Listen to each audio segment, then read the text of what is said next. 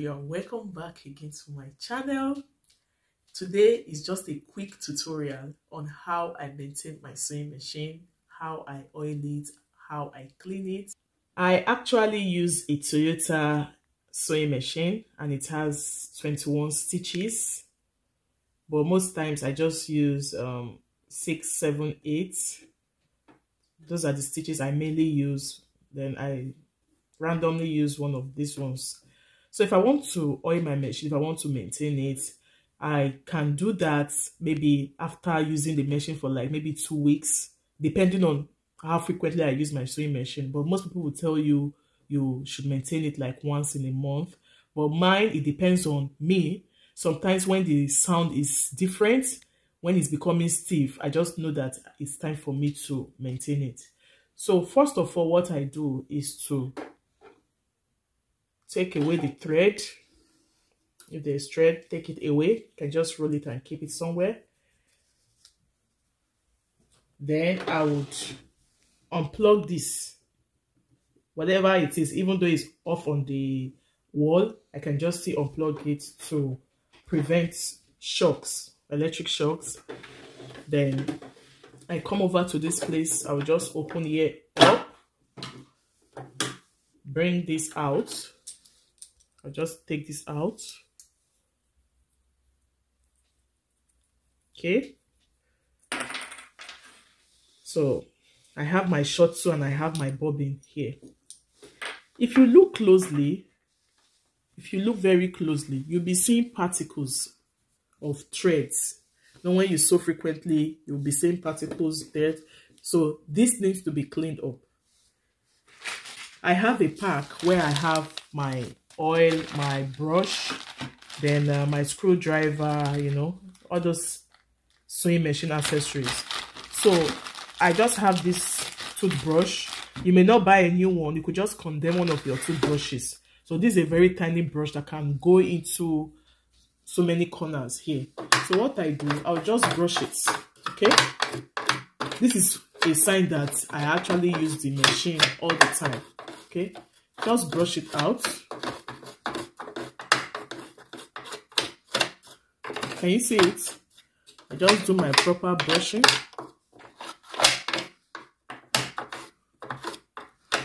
I don't advise you to use a damp cloth. Maybe you just put little water in a piece of cloth. I don't advise it because sometimes rusting could start taking place, which is not ideal for your sewing machine. You just take your time to brush all this, okay?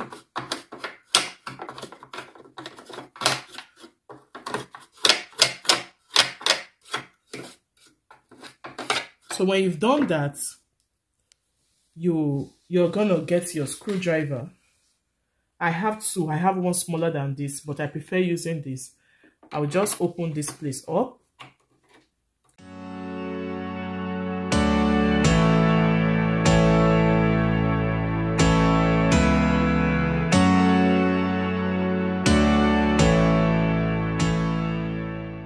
Then I'll just lift this.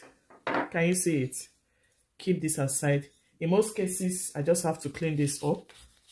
You can use a piece of cloth, a dried cloth. You can use a dried cloth for this. Then when I've done that, you can oil it directly like this. You can oil it, but sometimes I go extra mile to open here up to bring out all this. In case they need one form of cleaning or the other, I'll just clean it. Can you see it? Just clean it up this way.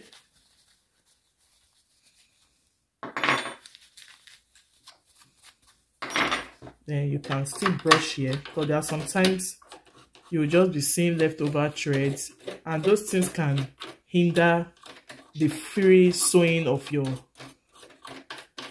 sewing machine. You can just clean it. Some threads could just hang over. Please, can you see some particles dropping from here? Some particles are dropping. So just use a dried cloth to clean all these parts. Then when you've done that, you get your sewing machine oil. This is what I use. I think I bought it £4. Okay, I bought it £4.50.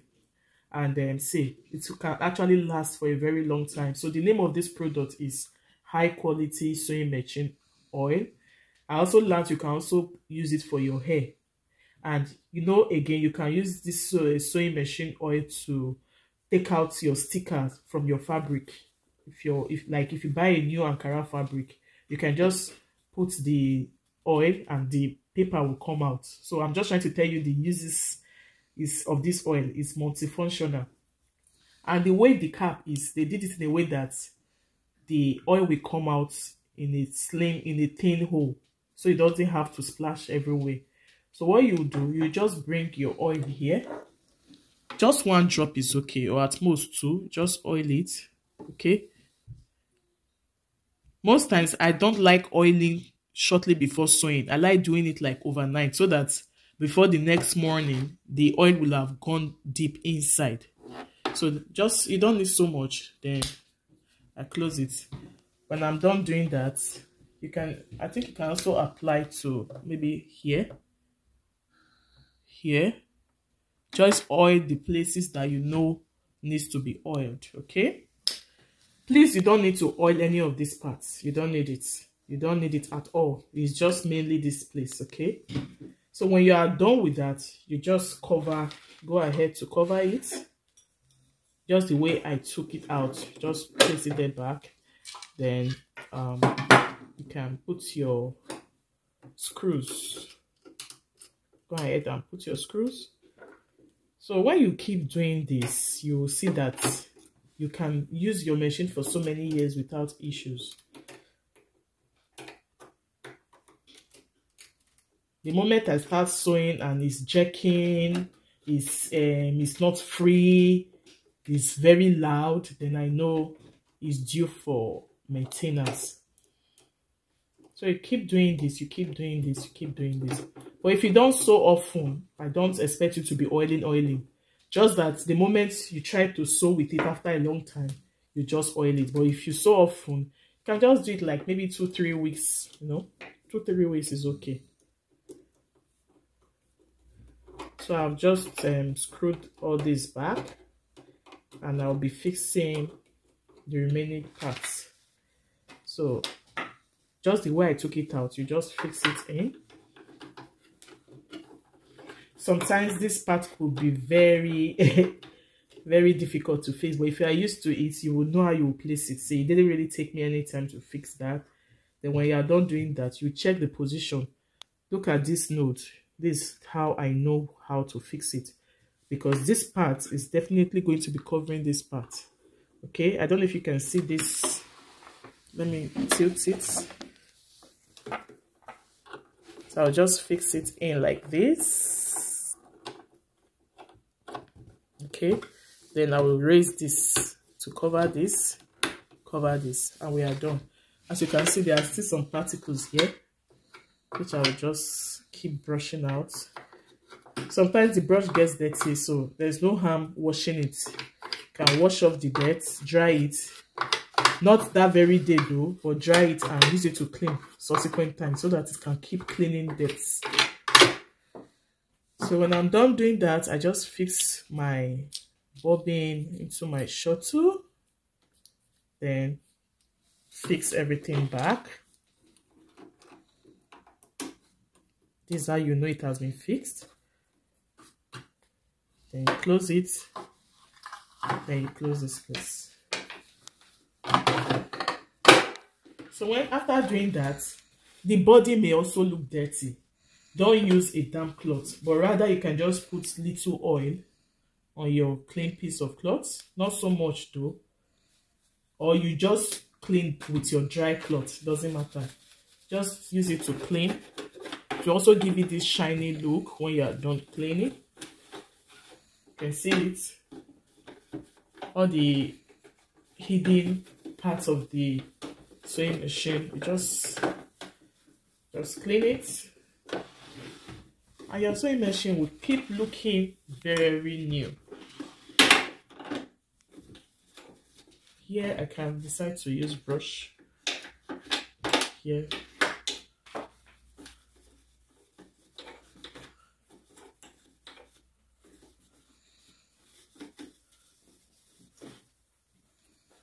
So can you see how neat this sewing machine is looking?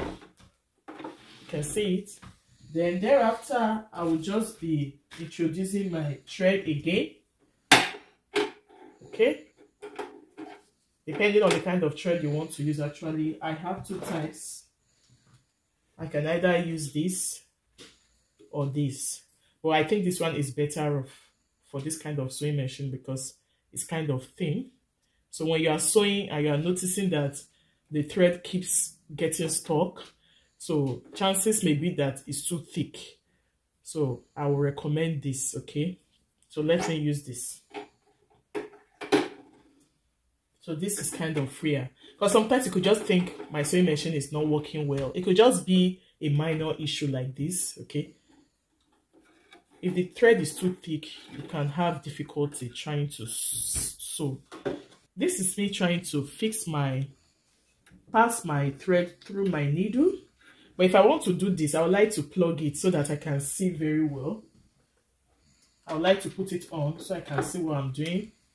I've just put it on now so I can easily see the eye of the needle. Then I will show you how smoothly it's going to sew. A few moments later. So this is the machine after leaving it for some hours. You know, the oil will have gone into the inner part of the sewing machine, but it's better for me. It's better you do this oiling maybe a night before or a day before the actual sewing. You will see how smooth the sewing process will be. But this is just some hours later of oiling it. And again, take note of this this tension part of your machine. Most times I set it at 5. You know, it's just between 6, 5, and 4, depending on the nature of fabric you want to sew. But most times I just use 5 because it tends to be at the middle or it balances my sewing. Okay, so let's try it and see how it's going to stitch.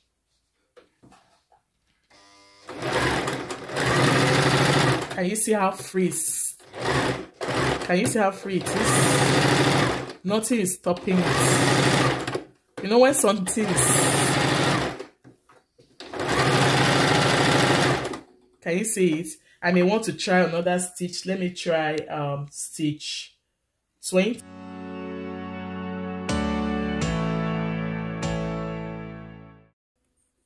So this is 20. Let me try the stitch. So this is what I should get when I want to stitch. It should give me something like this. Although I'm not having a plain fabric here, maybe a plain fabric will have displayed the design very well. But let us just try it anyway.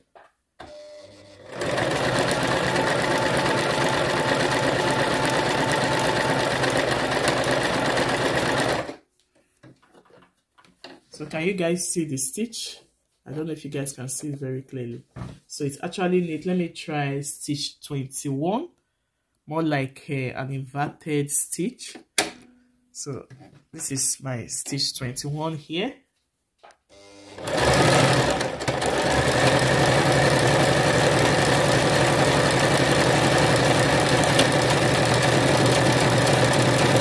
This is the stitch 21. This is 21, this is 20. So as you can see, the machine is in a good state. So it really pays to maintain your sewing machine. Otherwise, you'll be thinking of always going to repair and repair and repair, and that will be expensive for you.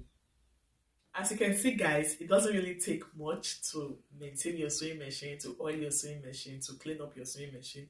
And this will prevent future, damages to your sewing machine. You won't be going to a repairer all the time, because where I currently stay, for you to even fix your sewing machine, it costs more than getting a new one. So that means you should maintain what you have.